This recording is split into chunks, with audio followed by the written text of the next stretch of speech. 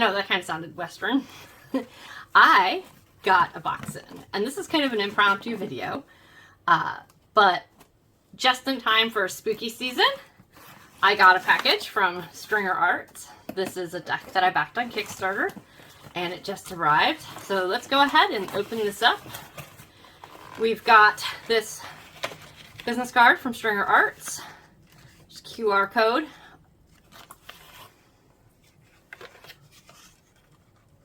Lovely print, art print. This is going to be, let's see, I haven't even seen this yet. I just opened up the package so that I could have easy access. Oh, I got the sun as my print.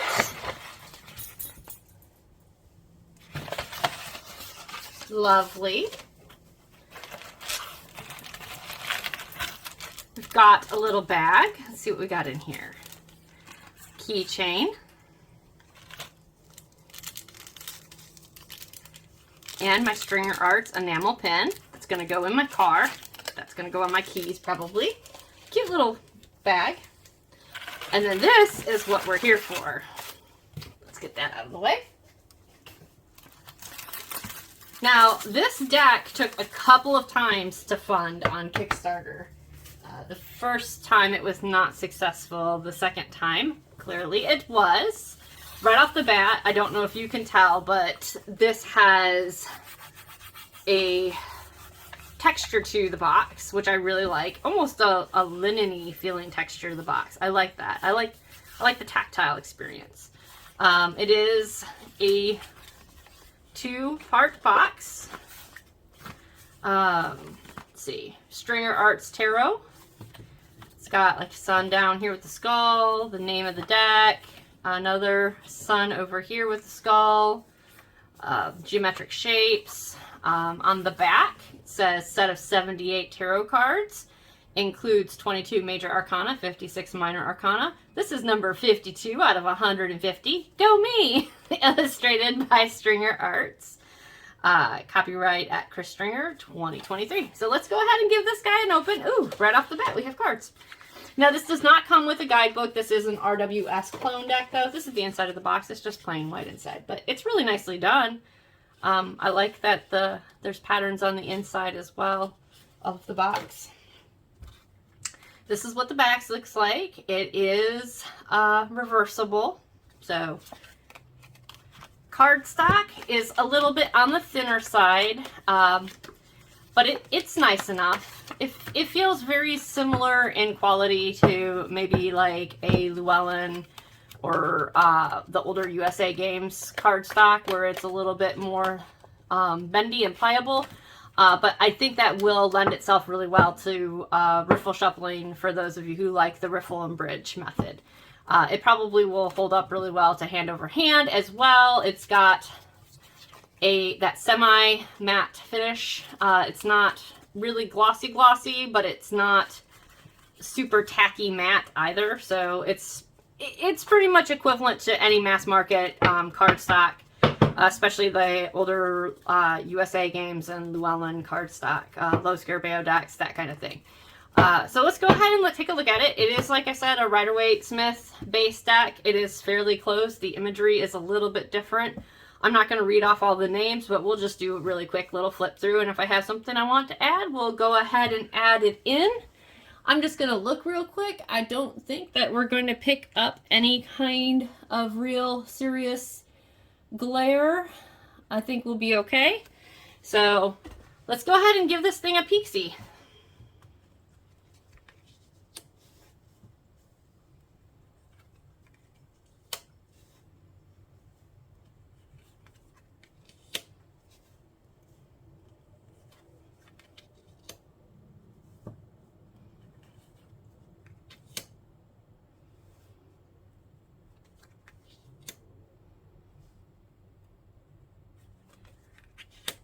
As you can see, there are some liberties, but if you are familiar with RWS, chances are you'll be able to read with this perfectly fine. I really enjoy that even though it's a black and white deck, these red pops really are noticeable on the cards. Like here you could see it in the guard and in the very end of the pommel on his sword, as well as on the scales. It just brings that little extra depth to the cards. I'm not normally one for a black and white deck, but I think with the red, with the red, it really does make it stand out a little bit more. Also, I love how even though there's not a lot of facial structure, you still get some emotive responses with the creatures, the skeletons that you're seeing in here. Now this is kind of interesting because these are very distinguished humanoid figures rather than these skeletons and monstrous figures that you've seen in the other cards. These definitely show like a more human like couple coming out of the tower.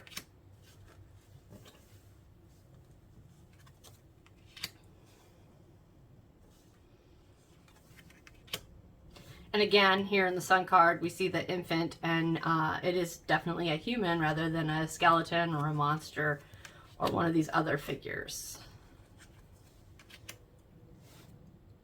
The animals represented by their skulls instead of actual animals on the world card. And I like the use of buildings.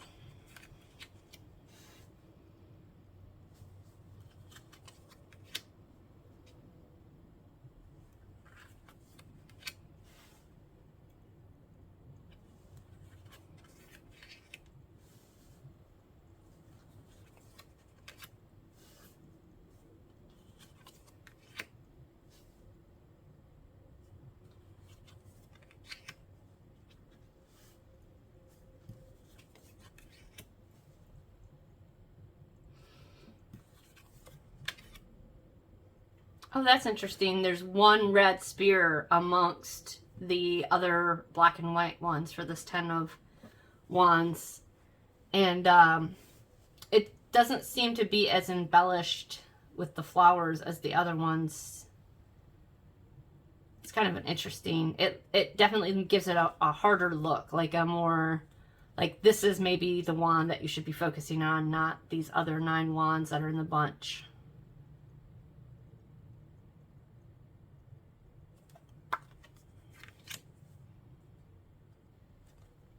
Oh, you see the salamander up on his shoulder?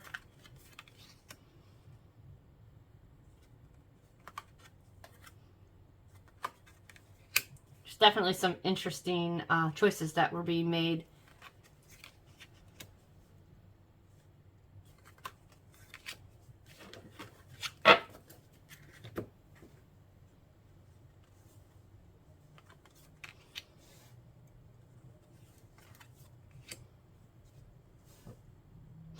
I love how the pumpkins are still in here. People sometimes miss that's in the traditional 3 of Cups. I like that was carried over here. Now this is interesting. He's actually blindfolded and in a meditative state, which really goes to that choosing to not see what's in front of you.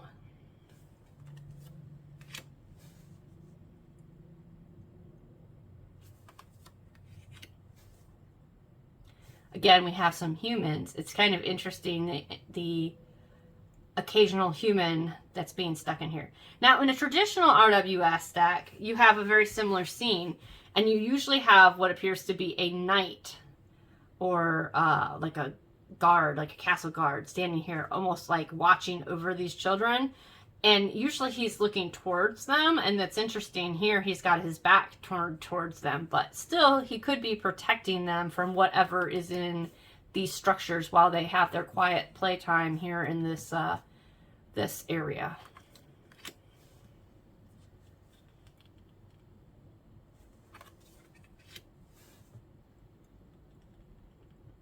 I love this this depiction where you've got the eclipse happening here. Yeah, he really does kind of just look very smug. Like, even though there's no actual facial structure, I really like how they pulled that off.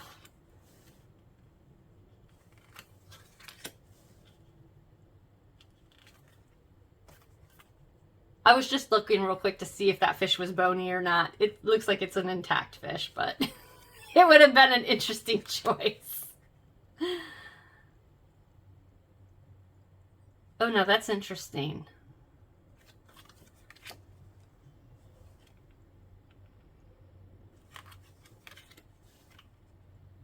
Here we have the fish again, the boat. Swords. I will say, at least it's an anatomical heart. At least we're not quite the plain, basic heart shape with swords in it. I do like that they chose to use an anatomical heart. It's a very sweet picture. It's not the normal depiction that's in the Four of Swords in the stained glass window, but I like this.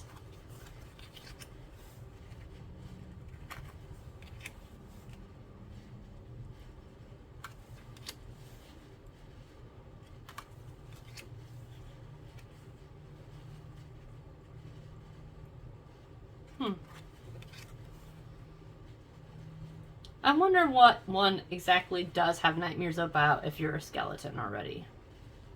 Just a random thought for today.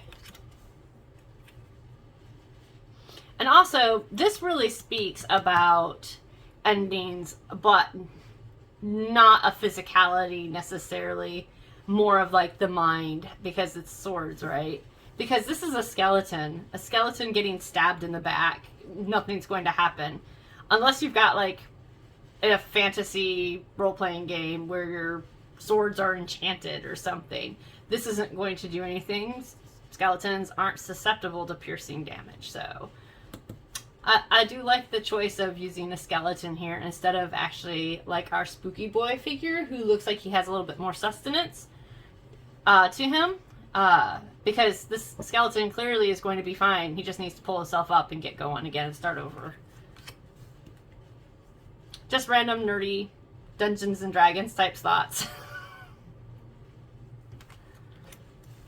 I like how this armor is drawn in with red on our knights. It's like almost like a spiritual armor, I suppose, not an actual physical armor.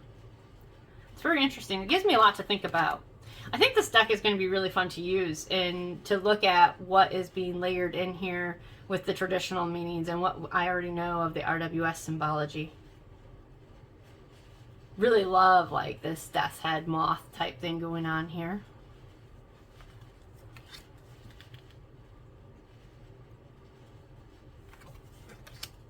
And pentacles.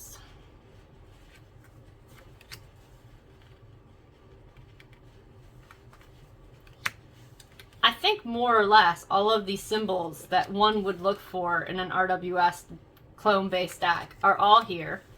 They're all demonstrated very clearly.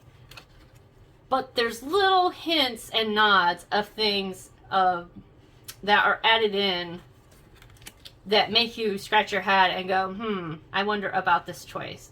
And because there's no necessarily guidebook that comes with it, you can get a digital guidebook. The guidebook that he provides a PDF of is a very basic, this is how you read RWS cards.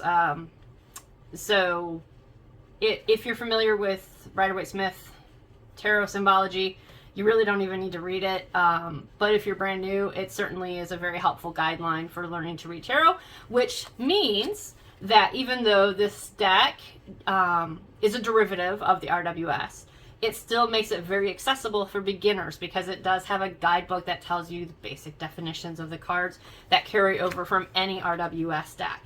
So this is certainly an excellent entry point for somebody who is maybe looking for a more spooky aesthetic based deck, but is still a beginner. Hands down, I would recommend this to a beginner if this is their kind of aesthetic that they would love. Look at the cute little rabbit in there. I love the Queen of Pentacles with her little rabbit. And so there you have it. That's the little flip through. Let's give her a shuffle. Now, when this was on Kickstarter, it was referred to as the Spooky Boy Tarot. Yeah, very smooth shuffler right off the bat because it is got a thinner cardstock. I know some of you that prefer a thicker cardstock might not like that as much, but for a riffle shuffler, this is a dream to shuffle. This feels very nice in the hands. It doesn't hurt. It's got enough pressure to have a firm shuffle. It's not going to, doesn't feel like it's going to like snap or anything or tear anything in my hands. It just has a very nice smooth shuffle right off the bat. It's going to loosen up as it gets worked with a little bit. I think what I might end up doing, and forgive me to the creator, but I might give this sucker some red edges. I think this would look really smart with some red edges on it. So that might be a thing that happens in the near future. I'm not going to pass this deck on. I'm going to keep it and love it probably forever. This is perfectly in line of the kind of things I like. Let's give it a hand over hand. See, oop. Well, that was a bad example. Don't do that. It is a little bit slippery. This would be certainly easier if I wasn't trying to film. And of course, that's like Murphy's Law, right? If it can go wrong, it will. It's like, oh, I'm trying to show off and now it's gonna not work right. It is a little bit slippery. Let's see. Let's look at the fan. Beautiful fan. Yeah, I think this will be a fun deck to utilize for clients as well, especially during spooky season. Sorry if I just bumped my camera there. Because like I said, all the imagery is there that you need from a basic RWS deck, but it's got the flair of being a spooky, atmospheric deck as well. So let's see. Did we get a good shuffle? I do believe so. Yeah, see, we got some nice shuffling going on. Might have to give it a couple more pulls, but I think that looks really nice.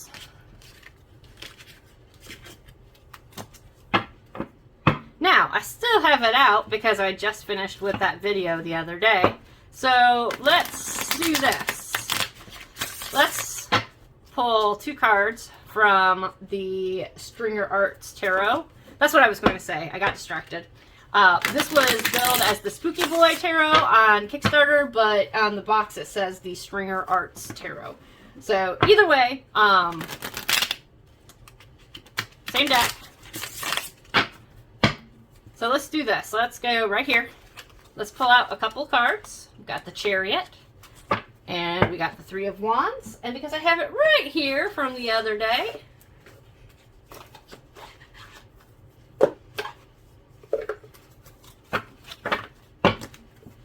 let's pull out old Black Phillip here.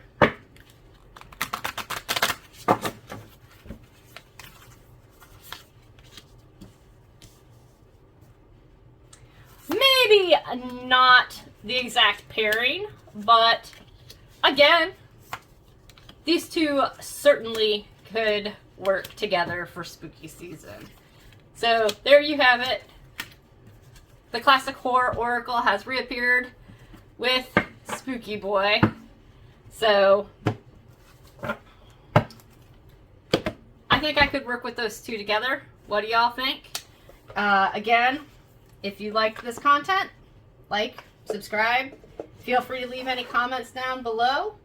I will most certainly have the creator's information available for you in the description. And I really hope you enjoyed this quick walkthrough. And y'all have a wonderful day.